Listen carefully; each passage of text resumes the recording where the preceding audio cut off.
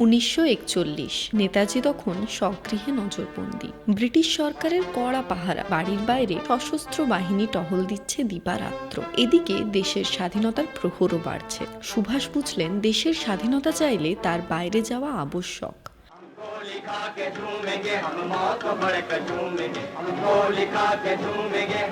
তৈরি হলো পালানোর ছক, নির্ধারিত দিনক্ষণ। স্থির হলো ছদ্মবেশে গাড়িতে যাবেন সুভাষ।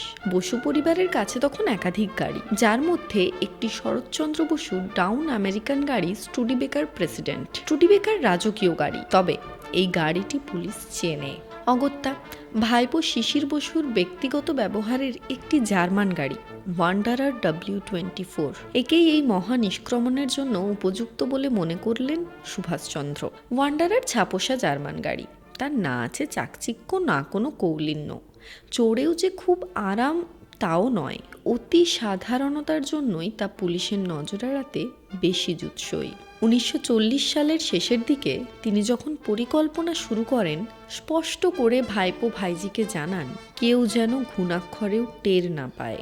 পরিকল্পনা জানানোর সময় ভাইপো শিশির বসুকে প্রথম প্রশ্ন, গাড়ি তো চালাও, গাড়ির চাকা পাল্টাতে জানো? তোরে শিশির বলেন তিনি চাকা পাল্টাতে দেখেছেন, কিন্তু নিজে কখনো পাল্টাননি।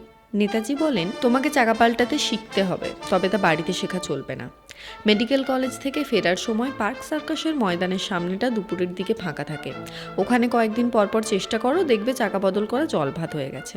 কিভাবে চাকা বদলানো হয় পদ্ধতিটি শিখিয়ে দিলেন ভাইপোকে। প্রথম দিন আধ ঘন্টার বেশি সময় লাগলো, ধীরে ধীরে সময় কমে আসতে আসতে লাগলো 10 মিনিট।